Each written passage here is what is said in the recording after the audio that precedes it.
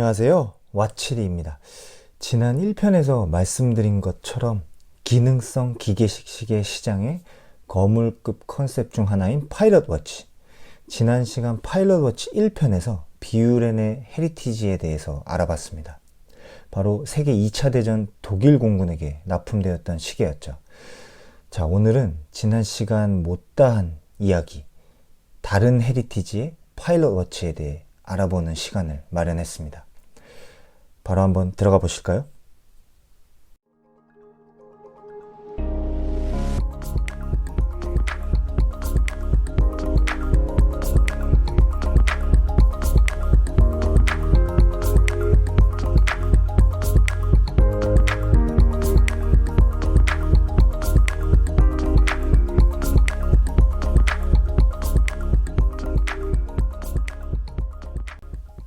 먼저 제니스입니다.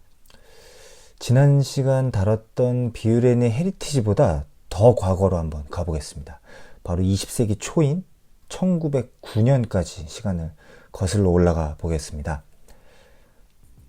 항공에 있어서 최고로 적합한 시계이며 그 정확성에 더할 수 없는 만족도를 표한다. 1909년 7월 25일 프랑스의 루이 블레리오는 자신이 개발한 비행기인 블레리오 11호를 타고 도버 해협을 건너서 37분 만에 영국 땅에 착륙하였습니다. 거리로는 43km. 최초로 바다를 횡단하며 이 항공 역사상 위대한 업적을 남긴 장면인데요. 블레리오는 이를 인증하는 친필 서명을 제니스에게 바쳤고, 제니스는 이 국경을 넘나들었다는 점에서 항공 역사에 한 획을 그은 파일럿 워치가 되었습니다. 코브라 핸즈와 독특한 인덱스 폰트가 굉장히 인상적인데요. 최근 파텍 필립의 오랜만에 출시한 파일럿 워치인 칼라트라바 파일럿 트래블 타임이 오마주 했다는 얘기가 나올 정도로 오리지널리티는 매우 강력합니다. 재밌는 사실은 이때 바로 제니스는 다이얼에 파일럿을 표기할 수 있는 특허를 획득한 것입니다. 따라서 현재 제니스 말고는 어느 누구도 파일럿이라는 단어를 다이얼에 새길 수가 없습니다. 수많은 유명 파일럿 워치들이 파일럿을 파일럿이라 새기지 못하는 홍길동 같은 신세라고 할까요? 2013년인가요?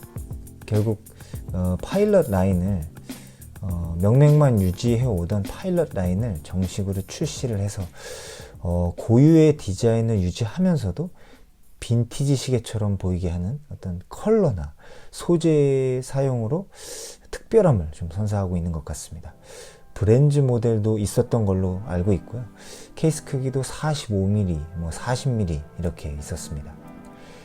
특히 45mm 제품은 다소 좀 부담스러울 수는 있는데 아무래도 과거의 감수성을 이어가는 모델로 보면 될 것 같습니다. 과거 이제 파일럿들은 시인성을 위해서 옷 위에 이제 시계를 착용을 했는데요. 그만큼 케이스의 크기도 상당했죠.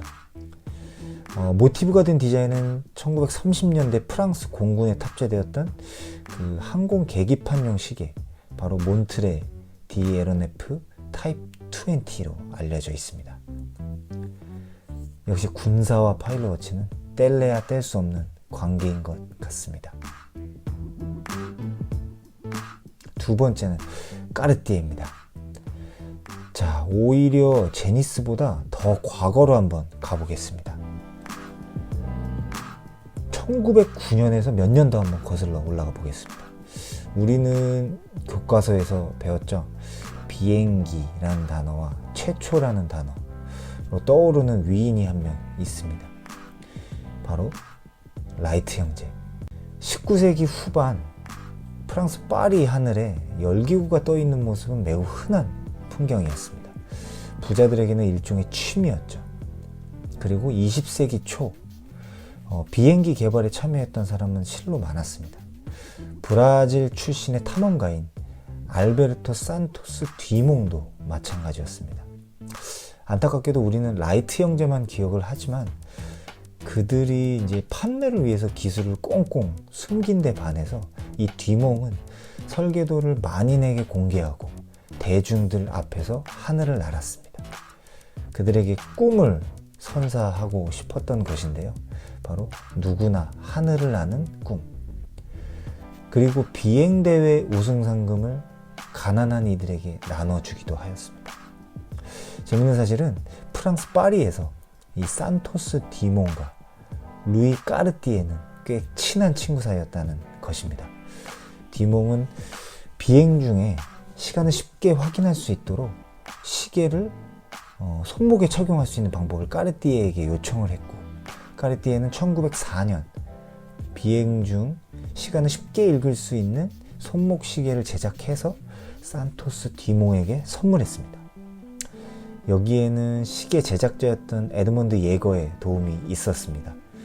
여러분들이 알고 계시는 예거 르쿨트르 다 아시죠? 예, 그분 맞습니다. 1907년 결국 산토스 디몽이 최고의 비행 기록을 경신하고 비행기에서 내렸을 때 사람들은 그의 손목에 있던 시계에 관심이 많았습니다. 그 이유는 아무래도 디몽이 당시 파리에서 꽤 유명한 셀럽이자 인싸였기 때문인지도 모르겠습니다. 사진을 보시면 좀 이해가 가시죠? 많은 사람들이 그와 같은 시계를 갖고 싶어 했고, 1908년에는 까르띠에가 이 시계를 자신의 이제 몇몇 고객들에게 주문 제작을 해 주었습니다.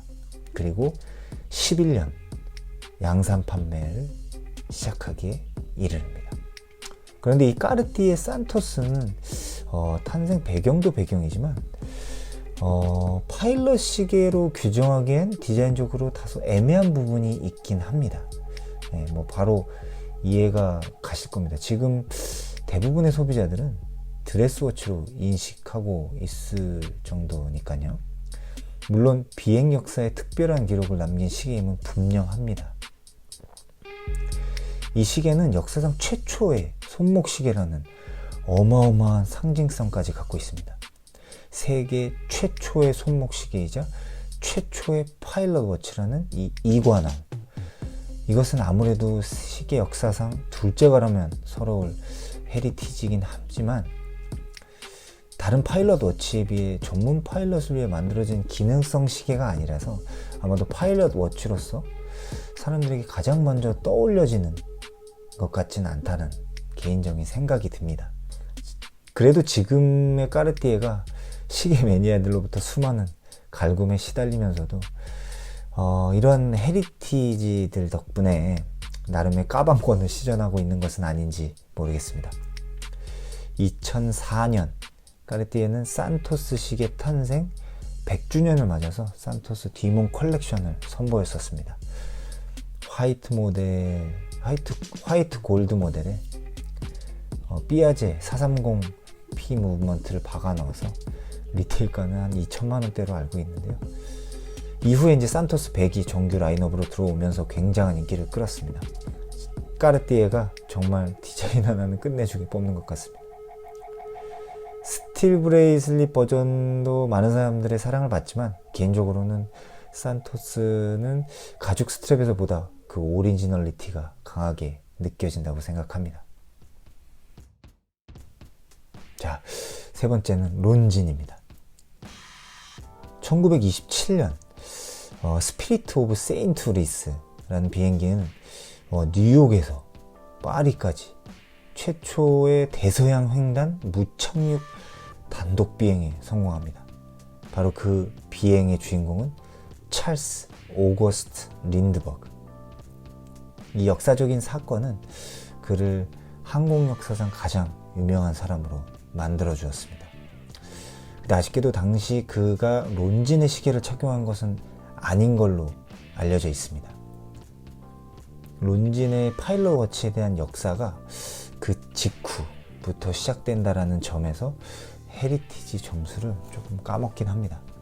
그래도 론진은 즉각 반응을 해서 이 사건으로 유명인사가 된 린드버그에게 손을 내밀었습니다. 이후 항공업계 회사들과 손을 잡은 린드버그는 새로운 항로 개척도 했고요. 비행 중 항로를 측정할 수 있는 시계 개발에 참여하기도 했습니다. 네, 결국 린드버그는 앞서 론진에서 미 해군 장교인 필립 반 혼 윈즈, 이름 어렵네요. 윈즈와 협력해서 개발한 윈즈 내비게이션 시스템을 업그레이드하기로 하였습니다.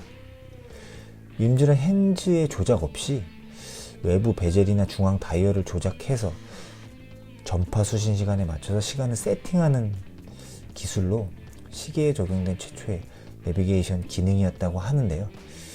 이를 업그레이드해서 경도 측정까지 가능한 아워 앵글을 만들어낸 것입니다. 다이얼 안에 180도 각도를 표시해서 12시간계를 표시하고 외부의 회전 베젤의 조작을 통해서 그리니치 평균시에서 아워 앵글을 통해 측정한 현재 시각을 감하는 방식으로 어떤 시차와 경도를 추정할 수 있다는 것인데요. 어렵죠? 네, 저도 한 번에 이해가 잘 안 가더라고요. 론진에서 제공하는 가이드를 한번 더 보시겠습니다.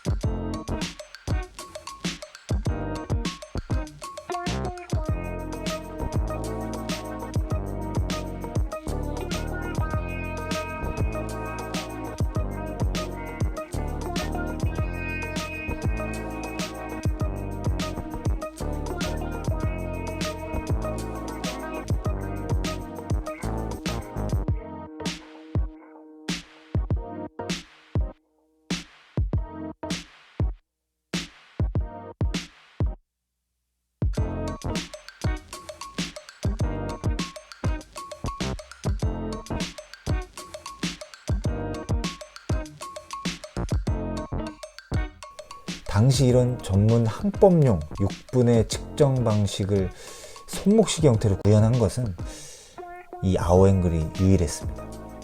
몇 년 전 린드버그의 아워 앵글 워치를 복각한 모델이 론진에서 나오기도 했는데요. 이 모델도 그러고 보니 거진 100년이 다 되어 가는데 참 대단한 것 같습니다. 네, 무브먼트를 보면 페릴라지로 굉장히 세밀하게 새겨 넣어서 나름 공을 많이 들인 모습이고요. 제가 몇 년 전에 이 시계를 실물로 본 적이 있었는데요. 독특한 시계임에는 틀림이 없습니다만 너무 커요.